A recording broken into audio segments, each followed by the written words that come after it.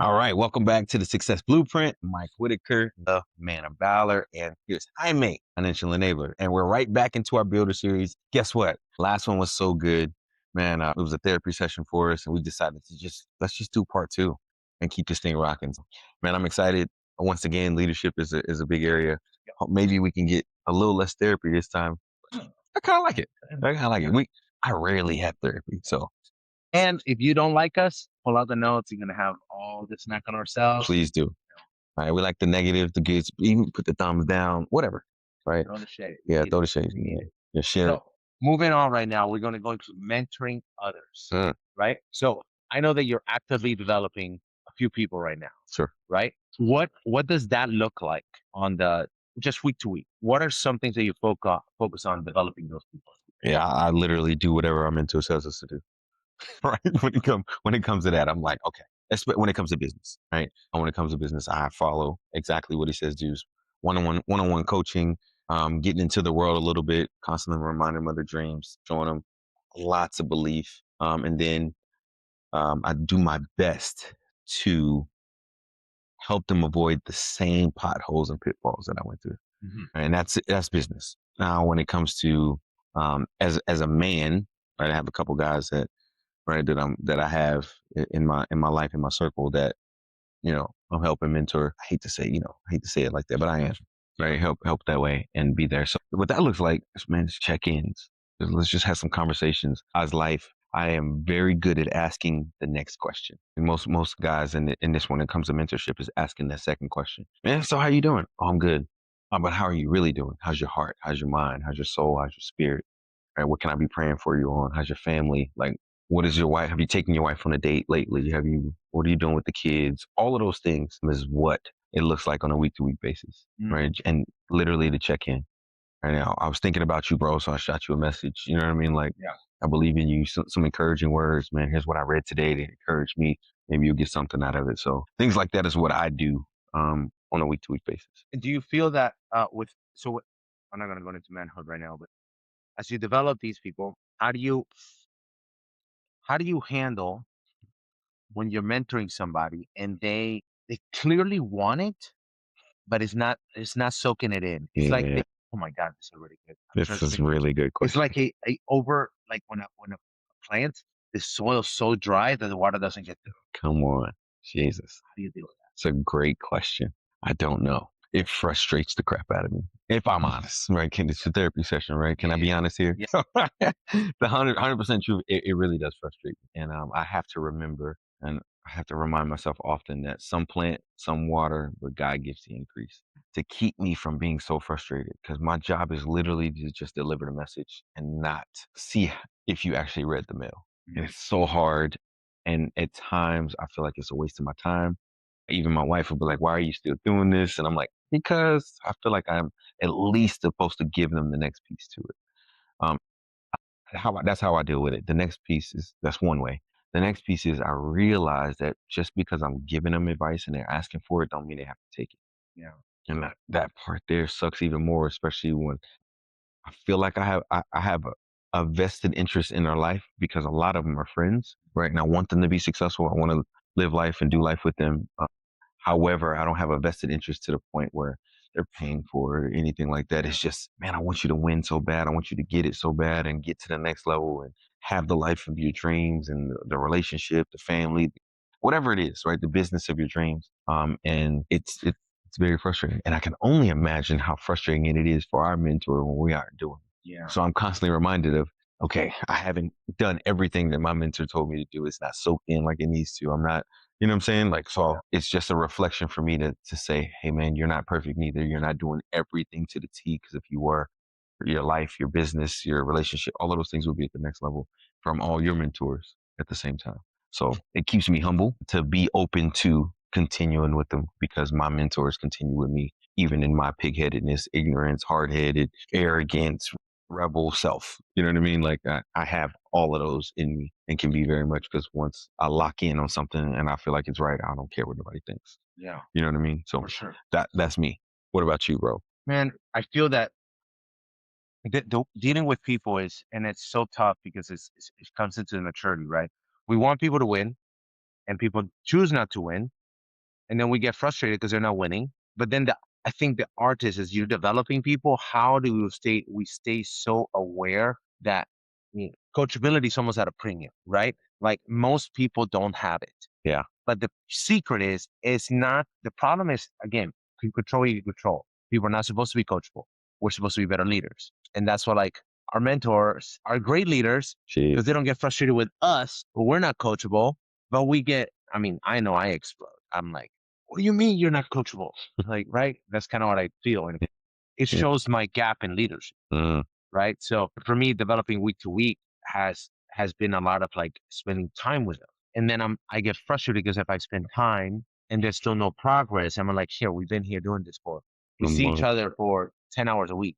And it's like nothing, nothing, nothing. So it's like, but again, maybe it's God saying it's like, I am not gonna make them coachable to become a good leader. It was all me. jeez. That. So Ouch. become a better leader. Ouch. Right.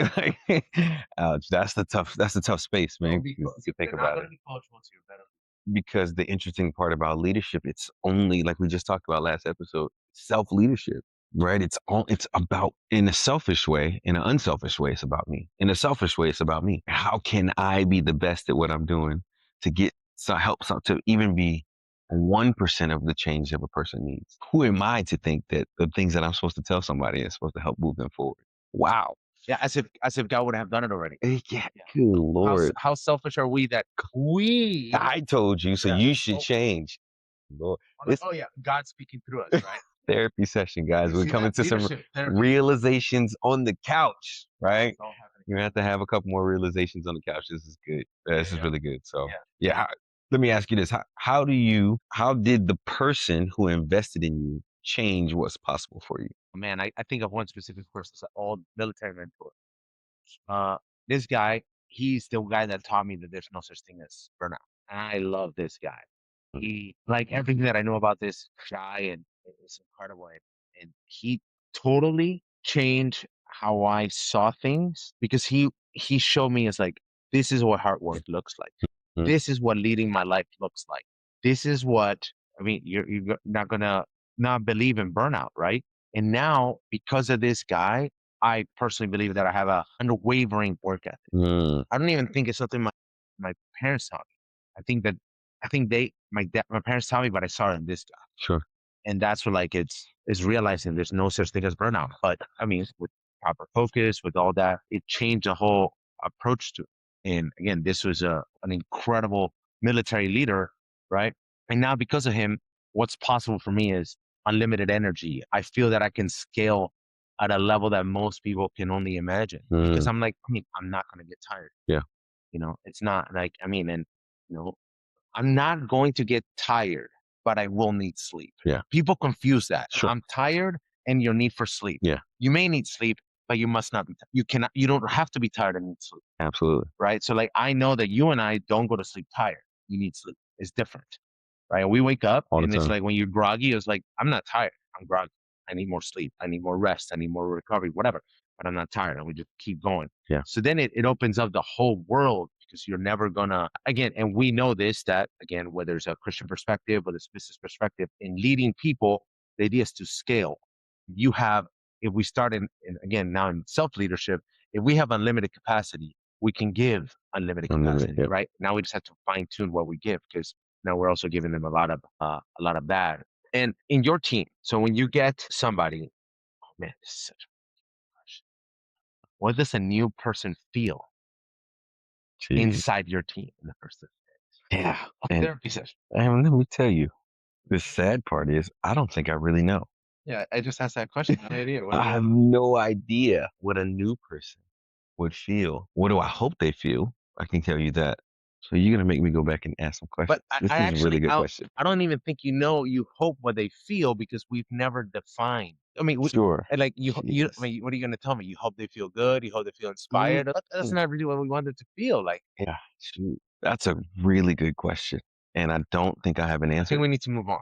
We should, because Let's move that's on. We'll come back to that one. more therapy for Yeah, that yeah, one. yeah, That's yeah. a tough That one's question. going to take a whole other. Yeah. Okay, so assuming that the next question is not just something that we haven't even pondered, because again, this is the Wow. part of leadership. We're literally right now learning to lead. So improving our leadership. and we've been successful. I generally think we're successful, but how do we improve it? Yeah. So this is a good one. How do you catch the gap between culture you say you have and the one you actually runs? There you go. Right. Yeah, That's a this good is good. question. It's a really good question because that's what I thought about immediately when you asked the other question. Like, man, what kind of culture have I set? I don't know. Right. Do I have an expectation for them to feel something in 30 days? So this is good. So how do I catch the gap? Well, one, I know for me, I'm looking for people to know that they can reach me at any point in time, that I have their back. I believe in them and I want them to win. And this is a place where they can actually be free, be them, and go after their dreams unapologetically. Right. So I'm looking for that. So the gap is whenever somebody comes to our team and within 30 days they're ready to give up. I'm like, what did I do? You know what I mean? Like, how are you ready to give up on your dream and you haven't even got started? You know what I mean? Like, that's the biggest thing for me. So how do I prevent that? What are some things that I can put in place? And how do you know what I mean? Like, we just heard from one of our mentors, like, hey, you cannot quit until you help 10 to 15 families. Until then, you came here for a reason and we're mission driven here. How the heck, you know what I mean? Like taking something like that and applying it to my team. So now, within a few days, I'm like, no, no, no, no. Let me remind you of why you came. Understanding somebody's dream, understanding their purpose, understanding what they're trying to accomplish, and why they even decided to come be a part of this team. Why? I mean, any company, right? Nobody's any job. Oh, I just love Google, so I want to be a part of Google. Okay, why? Obviously, you need to make some money. Obviously, you got some dreams. Obviously, you think it's going to provide some level of security or things like that that come along with it. It doesn't matter what the company is, no matter what you're doing. So I have to figure out how in the culture that I've set for the team, what takes precedence and how do I change it? Right. So it's very hard. I don't know how to capture the gap yet outside of asking the question. And sometimes I don't ask the question. No, we're not. I'm not asking nearly enough in that space. No. And You know what I'm as saying? you're saying this, like we're talking about, like catching the culture, assuming we're not asking questions because we're clearly not asking enough. Sure. The only way to see it is actually being almost slapped in the face with proper culture, right? And What it actually looks like. one that I'm Mhm. trying to implement in you guys, I appreciate your support with it, is like we go to a lot of business trips and like the cleaning up at the end of the business trip, Mhm. right? That is something that I'm trying to change a culture in my team. So I did it in the last trip, We did it. but then I asked it of my team this week, right? And then because I didn't want to do it, because a few times I've done it, and then I didn't want to do it, and then last week it kind of hit me. I was like, you know who Shohei Ohtani is? Sure you do. Mhm. It's like, why does Shohei Ohtani pick up the trash? Am I any better? No, I mean, for that matter, he's renowned to be an unusually nice, proactive, very kind. And I was like, if Shohei Ohtani can clean a space, why don't we? Like, I'm not any better than that guy. He's making way more money than I am. He's impacted way more lives than I have. Yeah. So you know what? That's a culture change. But I finally realized I needed a Shohei Ohtani to make it so obvious that I actually felt there was a gap. But then what was the end result? We cleaned a massive room today in what did it take? 5 minutes? 5 minutes. Done deal. Problem solved. Then no sweat off anybody's back. Done. And it was good enough to leave the mark. Because again, we don't have to clean the tables, anything. Just a minor thing. But now that shows that in to be an excellent leader, you need to be self-studying and studying the pros at a level that is at such high intensity that unless you get slapped in the face by a Shohei Ohtani, he's not gonna Yeah. Yeah, which is really good because it makes me want to change culture everywhere, right? It makes me want to make sure that I don't really care about nothing else, but if the culture is good, everything will flourish, right? I vividly remember quitting a job, making more money to go to a job that's less money because the culture was better. The company was just that much better. Like we're like, and we were at the same things. Like, man, this company's trash. I cannot wait to find something else because the culture here is just so, you know what I'm saying? Like so much worse. So, that's really good. And I'm glad that implemented because what I saw today when I came in and helped is that when they saw us doing it, other leaders were like, oh, let me grab that. Now other people wanted to do it, right? And not just sat back and waited because we paid for a space and they gonna clean up. Yeah, but we're not supposed to make a mess. We have a saying at our church that we go to. It's called "Live Defy." Yeah, Leave it better than you found it. that's it. And that's what we're supposed to do in everybody's life. That's one of my goals when I meet any person. I want to leave you better than I found Yeah, you. In business and life, and when yeah. I'm whether it's a smile, a hug, a laugh, or a compliment, and all things. So that this is a good And thing. and to that, just to be like the simple part is like they get plate to clean, Sure. but nobody has to pick up our trash. Exactly. Like if I'm leaving trash, if I'm leaving stuff, you don't have to leave stuff. Yeah. Pick up the stuff. Yeah. And it's not like there's trash cans. There's trash cans everywhere. There's everywhere, It's- right? You could literally leave a table full of crumbs. That's okay. That's gonna get cleaned. It's gonna get vacuumed. Well, I hope every space does that. sure. But we should pick up the trash, Sure. right? Yeah, it's So, really good. I um, like it. Okay. So the next question I have for you is what behavior do you reward that most leaders are not intentional enough around to reward? I'm really bad at reward. I wonder. I unfortunately my entire focus on reward is effectiveness. Same. I don't reward as much kindness. I don't reward as much attention. I don't reward love. I don't reward politeness. So I would say I reward effectiveness, but that's clearly not enough. Because again, the only place that I mean, and not even true, one of the only places that runs okay on purely effectiveness is the military. Hmm. But out of the military, you cannot run on just Yeah. and I don't reward that enough. Yeah. Now, I would say the one place that I'm pretty good at it is with my wife. Is the only person that I reward on things other than her effectiveness. She's a rock star and she's awesome. So that's the only Mhm. place that I can that I know that I rewarded. Sure. Yeah. I think I reward activity. I'm saying like this. I'm learning to reward activity, right? More than anything else. Outside of what you do, what would you call activity in a business that you've ran or something? What would something that you felt you reward? I mean, and so I haven't done this well in the past, right? Like for me, it was never enough to just be active. Mm. I was like you, the military mindset where it comes to, bro, if that's not effective, what are we doing? Yeah. Right. I don't want to reward something that doesn't work.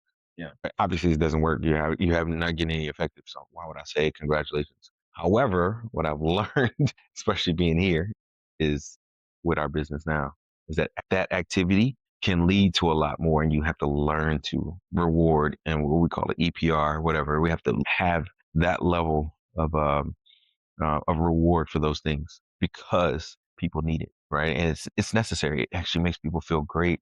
It builds the culture. It does all of the things that it needs to do for us. So I'm like you, I don't reward other things very well. Like, oh man, this person's so loving, but I will, and I guess I do it in a different way. I'm very complimentary of people that are that.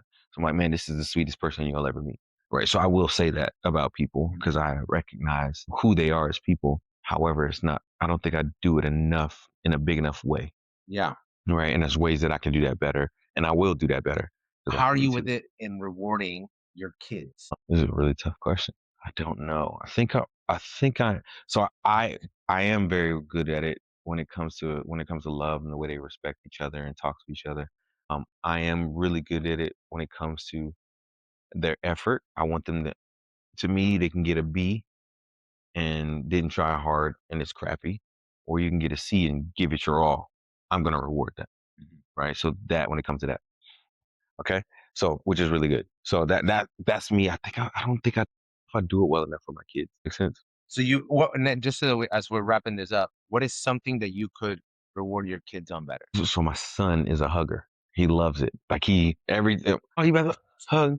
All right, daddy, look. And I'm like, all right, cool. Like, which I love too. I'm a hugger too, but I'm not on his level. So I can reward that better. Like, bro, man, I appreciate you hugging me every time. Like it means the world to me. So just giving that to him and letting him know how much impactful it You is. see deal with most Wow, with people he loves. So he's like, if you're in with him, he's gonna hug you, right? Which is I know super to seek cool. it. Yeah, right. He's really good with it, right? You know what I'm saying? So I'm giving that to him. My daughter, more she needs it for the small things.